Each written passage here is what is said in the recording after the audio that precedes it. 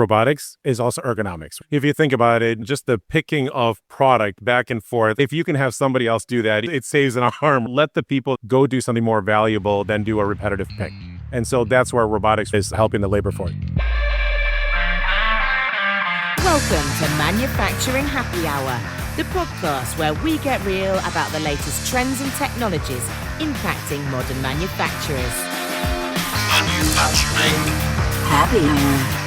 Each week, we interview industry experts that are at the top of their craft and give you the tools, tactics, and strategies you need to take your career and your business to the next level. And now, your host, Chris Lukey. Hey, what's up, folks? We got a bonus episode for you, and it's a bonus episode focused around one of our most manufacturing adjacent topics, logistics. We have Joel Thomas and Markus Thiel from Siemens Intralogistics joining us on the show this week. And we actually met up at a brewery during the annual Modex show. This year it was down in Atlanta in the late spring. And we cover everything from what excites them about intralogistics, as well as trends such as why so many logistics companies are focused on standardization. We talk about everything that's going on inside the four walls of a warehouse, robotics, edge computing, and more in today's episode. So let's meet up with Joel and Markus.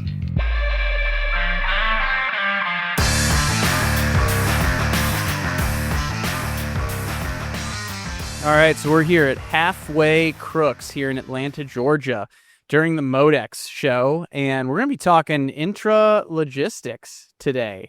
And I think obviously very appropriate, but, very much a German brewery where we're hanging out tonight, and Siemens being a German company, I think that's very fitting. So you're one of the partners on the event tonight, and we are about to fill this place very, very soon. So, in the spirit of manufacturing happy hour, and the fact that we've got some beers in front of us right now, you got your Weiss beers, I've got my Pilsner. Let's talk about intralogistics the way you would if you were just chatting with someone over a beer about it for the first time. Because for context, we got a lot of folks across the manufacturing industry that listen to this show. Some are within the logistics space, but a lot of them are in other spots. So let's start there. Joel, maybe if you kick us off. You've been doing this for over a decade. How do you describe intralogistics when you're having drinks with someone? So when people ask me the question, what do I do, right?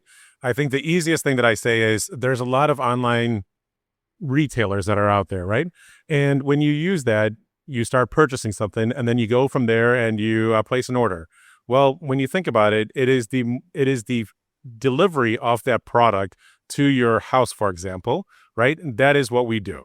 So it is the movement of finished goods within the four walls of a warehouse is really what intralogistics stands for. Okay. And that is what we do. And at Modex, we are, working with a lot of the OEMs, the manufacturers, the integrators, and everybody, and the technology providers that work in this ecosystem that help figure the solution out. Markus, what would you add to this? Perfectly said. I would just add it's the whole material flow and the corresponding information flow, which is, let's say, more the technical description. But that's, exactly as you said, it all comes together in the warehouse and you fully automate the warehouse. And that's, let's say, the full stack of technology which we bring into that area. Yeah. I'm very interested to hear from your perspectives how intralogistics has evolved recently, because you're one of the few companies that really brings the real world of intralogistics together with the digital world. Let's start by describing what the real world of intralogistics looks like. Digitization aside, let's talk about that, and then we'll bring in that aspect. I think that'll highlight why it's so important. Yeah, I think we've seen evolution, right? It's like you talked about manufacturing, right? And your client base talks about manufacturing a lot, right? So when you talk about warehousing and this aspect of warehousing, what we really look at is it started with pallet jacks, right? Some boxes on a shelf, and how to transport this back and forth, and what was the plan. Now you have automation. And so you have additions of conveyors, right? To simplify the transport of these products. Now, with the labor force kind of being a obstacle, we have added more automation such as robotics, AGVs, all these other tools that can go inside a warehouse that makes it useful, right? And so how do you coordinate this? How do you make it happen? How do you put all of these together is really what has the evolution, begun. And I think, Marcus, we can talk about our factory in Europe, right? And what we do, because that's where we really get to test out a lot of these solutions as well. Absolutely. And maybe to add on some stuff, it's about really being more efficient. And efficient means also being faster and also being more flexible, because all of the material which is getting transported is being changed more often. So it gets more and more complex. And then talking about our factory, that's exactly what we do. Or actually today we're using all of that technology, which we are also bringing here to the show or to our customers, we're using also in-house. So we're first testing it in our factory, optimizing it, and then we can also, or it's the best way to showcase to our customers what kind of impact our technology has. And the good thing is we're also now currently rebuilding our factory, or we're actually upgrading it, and also a new warehouse is going there, and it's really showcasing what we can do in terms of technology. Yeah, maybe we can use that as a bit of a case study as well, where appropriate, because I want to break down a couple of the digital aspects of this in more detail. Let's talk about robotics and that's impact on intralogistics first. I think that's a great spot to start before we get into some of the other digital technologies that have come up. Robotics, yeah. Why is robotics becoming more and more important? I was just talking about flexibility, about increasing our flexibility, about adapting towards also different capacity situations. And so it's stepping away from more fixed, not only storage, but also sorting and everything. And what helps you is robotics.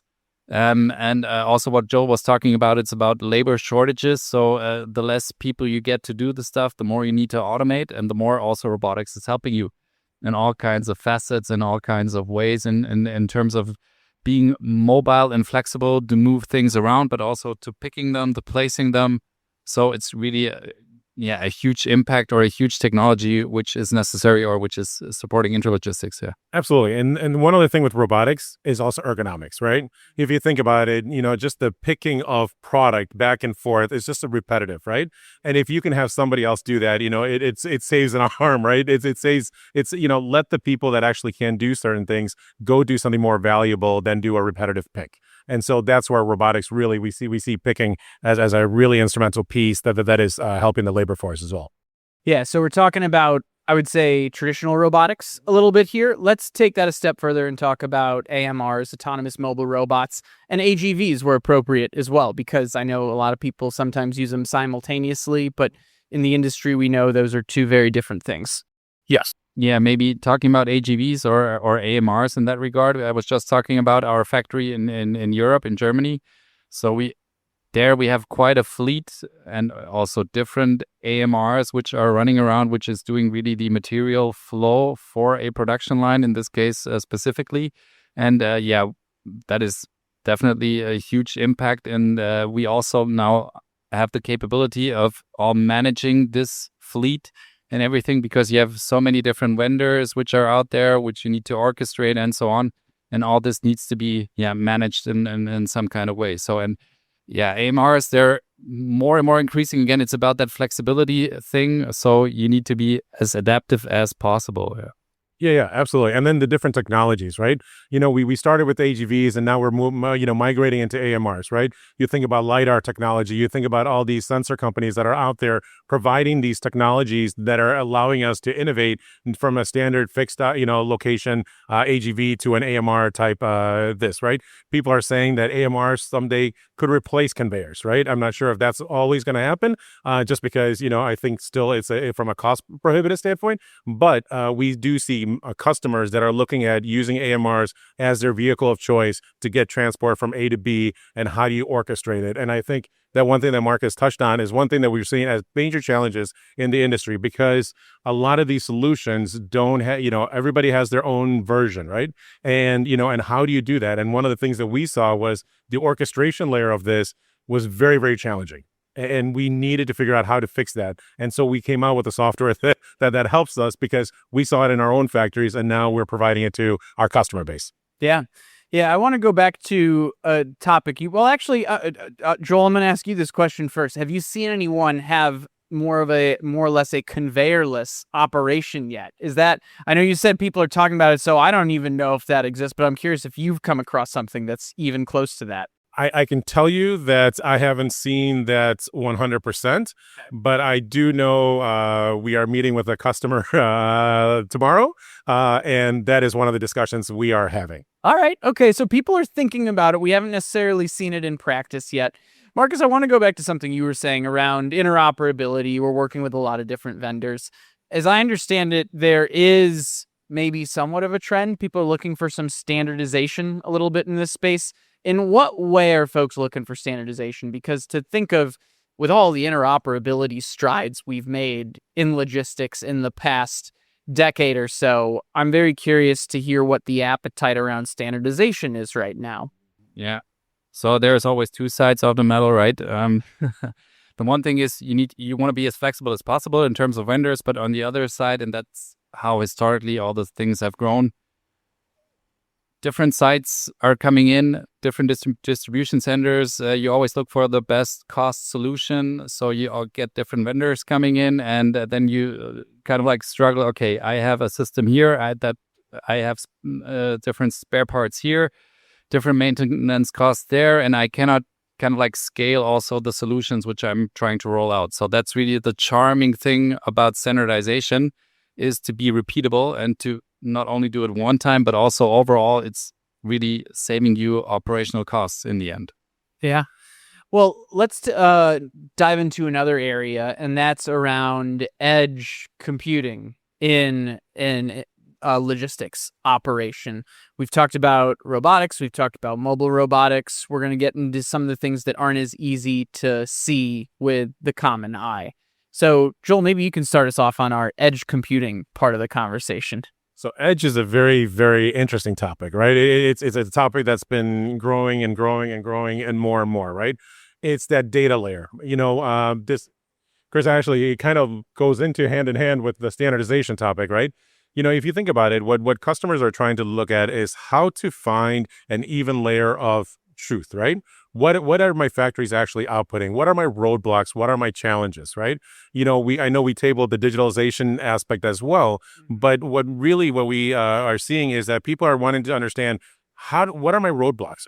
Where is my bottlenecks in my factory right now? Okay, how do I optimize that? Because is it relevant for me to just go out and go out and spend millions of dollars on a brand new factory, or can I use and understand what is happening in my factory through the edge, right? And doing certain aspects with it.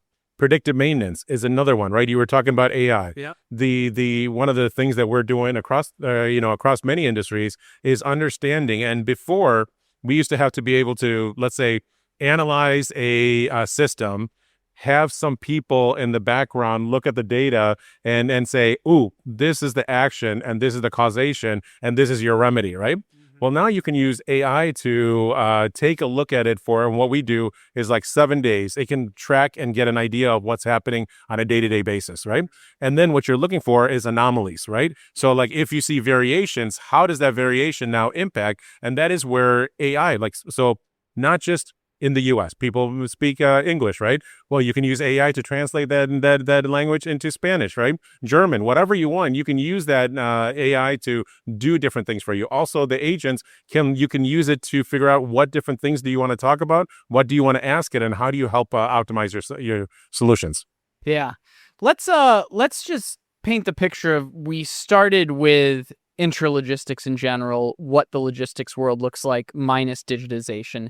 Now that we've talked about these different ingredients, everything from robotics to artificial intelligence, where we are now, paint the picture of a digital first logistics operation. And, we can go back and I would say we can all go back and forth on this. It doesn't necessarily need to be a one-on-one answer. Like, let's start, Markus, what's one ingredient? What's one thing that fits into that digitized logistics operation of the future? Starting first, building the full thing digitally within your CAD system, for example. So it all starts with the first design of an automated warehouse. And I want to bring that up in the first step. It's a great first step. So designing digitally from the beginning. Joel, I'm going to ask you this question. Paint the picture of what it looks like for an engineer in that scenario, right? If you have started from that digital first mindset, that digital first design, what does the day in the life of the engineer in that facility look like? So, first you have digitalization, right? But even prior to that, like, for the engineer aspect, right? You're thinking about what can you do? Think about what is it that we as engineers are, my background is engineering. It's always reactive unless you're doing, product development and then you're looking at the future standpoint, right? When you have this digitalization, you could run so many different scenarios to understand how do you optimize, right? I need to add this new piece of equipment. Well, instead of putting that and taking down my production, right? Can I now simulate that and understand what's going to happen and what is that behavior? If we tying back to AMRs and AGVs, right? Well, what happens if I add 5? What happens if I add 10? What if I don't need 5 or 10 and it's 7, right? These are things that engineers can do now with that digitalization model to really understand what your throughput analysis is and really look at bottlenecks. And that is the benefit that we're seeing because, a lot of the designs that we're doing, what are we doing first when we start building a new factory? We built a digital twin, so pretty easy. Tell us about the digital twin of the factory a little bit. So digital twin, I mean, you were just starting, and it's not only about having everything being digitally built, but also then optimizing it, of course, in the digital world. And the most critical thing, which you have is always to really have the real-time digital twin. So you need to get the data out of what is happening in the real world. And you were just elaborating on that topic edge is you need to get the data out of it and then consistently bring it back to the digital twin in order to further optimize it and then bring it back again to the digital, to the real world. So that's why we have our nice infinity loop, just sticking to that because that's really describing it in the best way and it never ends. So you're always there, digital, real, digital. And so that's as easy as it sounds, that's how it goes. It's not as easy as it just sounds, but at the same time, when you look at this, energy costs are increasing, right? Mm-hmm. So what if you can actually digitally find out what is it going to cost us to operate that plant? Do you need, if you're making a really large distribution center, do you need, more power from the grid, right? So these are things that we can simulate before you ever do anything because now you understand what the real costs are, which are advantageous for, a new setup. Yeah. We're going to switch gears here a little bit because I want to ask about your backgrounds because you each bring something different to the intralogistics world that we're talking about today.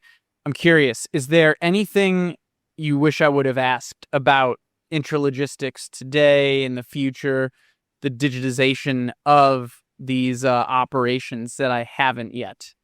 And we can come back to this at the end of the conversation, but I didn't want to leave anything hanging before we got into a bit more of a career conversation. I think the biggest change that I've seen in the industry, right, and what has impacted to me is the growth, right?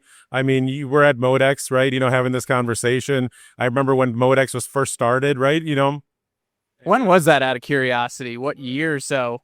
I want to say it was before COVID. Okay, but not like, we're not talking like 2005 or so. Probably no, Modex ProMed was one that's been here around for longer, right? Yeah. Modex is more it's every other year in Atlanta, right? Yeah. And ProMed being the long-running logistics show, and then Modex being what characterizes Modex versus ProMed. I would say more supply chain basis. Yeah, supply chain basis. But it's always cool to see when folks are talking about supply chain before everyone started talking about it in 2020. Yeah, 100%, right? COVID changed everything for us, right? And then you see the explosion of growth with the number of vendors showing here, the different aspects. And what I would say is interesting is you never realize that how certain components really make an impact. Like you would never think that a caster has is an important critical thing, but it is huge, right? And so that's where the association that puts on this event has all these different industry groups, and people are there to promote the industry, help out the industry, and really take off our hats where we work and help promote the industry, right? So it's one of these things that I've seen the explosion of growth, also the different technologies. I would say if you asked me 5-7 years ago, I would say that Europe was way ahead, when it came to automation technology and what was happening. Now, I think the U.S. has caught up, if not, maybe surpassed it. I think China is doing the same thing, and they're doing lights out, operations. And I think this is where it's going, is that there's just more and more innovation and aspects happening in the industry. And I would just add, it's really sustainable growth, because I mean, what we are doing or the industry is doing is, you mentioned it in the beginning, right? It's about the delivery. It's about we're becoming more and more people. We want more goods. We want more individualized goods, and we want it faster, sooner, and so that thing will not stop. It will further accelerate, and it's great to see all that technology, which is helping to now also accelerate that development, right? So we got about 10 minutes left in our conversation. I wanted to each hear about your backgrounds and how it's served you in this space. And Joel, I mentioned at the very start of the conversation, you've been doing this for over a decade. So Markus, we're actually going to ask you first, because as I understand it, you were working in the business unit at Siemens prior to this, and this is kind of your first entrance into the intralogistics world. As someone that's newer to this space, what are your first impressions? What has stuck out? Yeah, right. So actually, it's only been since October 25, so 6 months now. Yeah, not even a year. It's not even a year. So I really, in terms of really industry deep dive, I just jumped right in. And it's, from my point of view or some insights, it's really, really exciting, because material flow is such one of the key and main things which you have in terms of value adding, because wherever you go, intralogistics is relevant. And that is really such an exciting thing. And talking about all of the technology, when we think about automation technology, everything is relevant for intralogistics. And to see that, and I mean, you just mentioned how Modex developed or evolved, and I was at Logimat in Stuttgart 3 weeks ago. The same thing, you see just so many exciting new developments going in that area, and all of the vendors and the suppliers and everyone, the players, it's just growing and growing.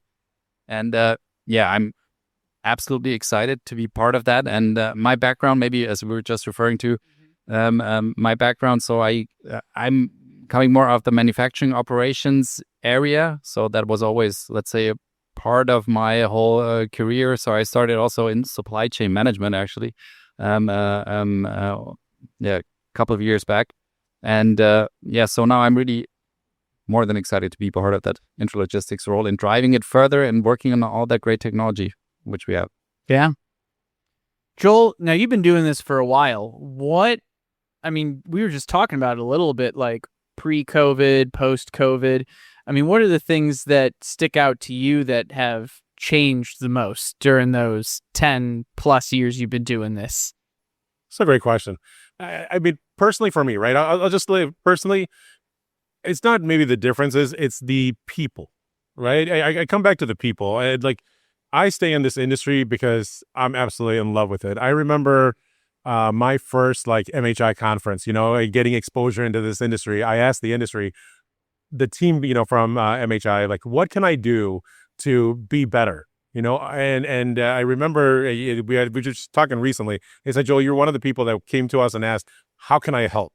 Right. And it was always just taking off your personal hat, right? And just being a personal person to go out and talk to people and just introduce yourself. The one thing that you can in this industry, if you say, can I help? People are willing to do anything to help you, right? And that's what this association has done for me, what this industry has. It has built a career for me and my family, right? And that's what I can say is people that stay in intralogistics, I don't think they like to leave at all, because it is a great area to work. It's a great area to focus. And Markus was saying, how every single aspect uses intralogistics or material handling, right? Yeah. It doesn't matter if it's an automotive sector, if it's consumer goods, right? If it's food and beverage, they all need to distribute products, right? And so all of that needs to, and there's been this growth, and the singular, when you said singular, most impactful, I would say e-commerce. That is the growth engine for all of this, right? E-commerce, the CAGR on e-commerce is just crazy, and it just continued to grow. And so as long as that is going, there's just more and more people coming into this industry and this entire ecosystem. Well, it's interesting because one of the last things I wanted to ask was, how do we get younger folks into the industry? And I know you're actively working in your efforts with MHI to make that happen. So maybe describe what MHI is, since we haven't necessarily mentioned that in this conversation. We've been talking about Modex, but describe what MHI is, and then how you and MHI are going about getting the next generation into this space. So MHI is the association that puts on these trade shows, but they're also I call it like the governing body that helps us understand what material handling is, right? How do we create some of the standards that we're talking about, right? How do we create a community where people that have the same mindset, right? Come together and say, this is what's best for the industry overall. That's why I said, take off your hats, put your company aside, talk about what's best for the industry and how do we impact with that. I can tell you that one of the first things that MHI did was that impacted me was, and made me think about stuff differently was this aspect of how many engineers we need in this marketplace, right? And I remember a study that was done, in one of the industry reports, and it said we need 1 million more engineers in this market than we are outputting right now and gaining in this marketplace. I can tell you that it ignited a passion in me. I serve, on the board for the Material Handling Education Foundation. And one of the coolest things that I get to do is I get to give out scholarships to students. So at Modex, you will see Student Days on Wednesday. And that is a number of colleges and universities coming together, high school colleges, bring in a bunch of supply chain, like-minded individuals that are young and impressionable. And we take them out to all these different booths and show them what it means to be in this industry, right? Give them a glimpse, and then hopefully they want to stay in this industry and they're excited for this industry. And so it's a huge opportunity for us. It's a passion of mine because the way that I feel is, the industry has given me so much. How do I give back to it, right?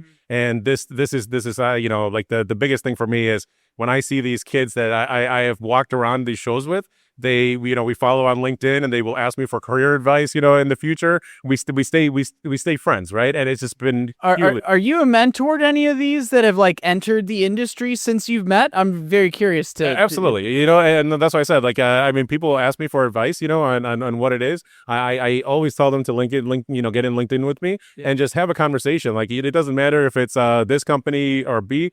I don't care. I just want to help the industry, as a whole and bring more people into the industry. So you're starting to see folks that you might have interacted with like at a show 5, 6, 7 years ago be in these type of, whether it's engineering roles, maybe even leadership roles already. You're like following along with them as well. Absolutely. It's so fun to watch that. Well, this is going to be a tricky part to top at this stage. As we wrap our conversation, you were, Markus, I knew actually you were both talking about this earlier.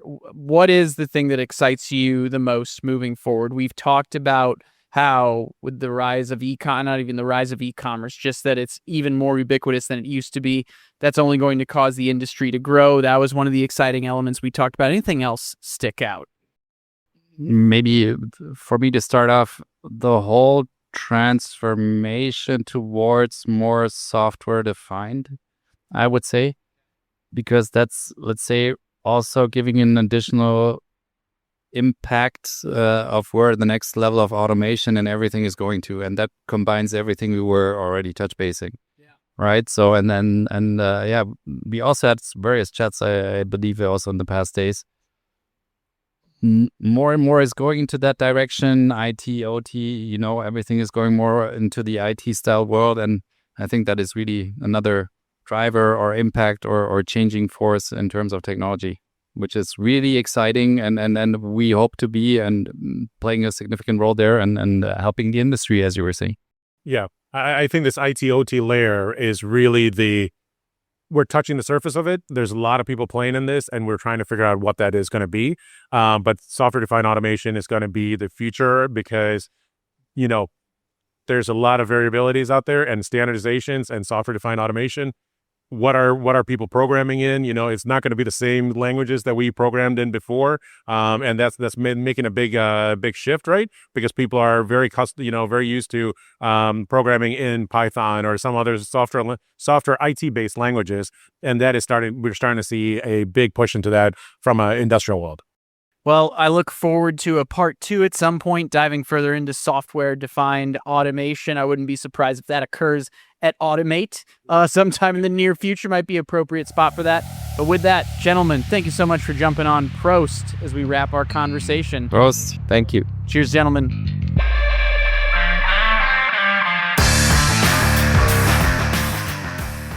Hey folks, thank you for listening, and thank you to Siemens for jumping on this episode, and thank you for being one of Manufacturing Happy Hour's 2026 partners. Truly appreciate the folks at Siemens for sponsoring this episode.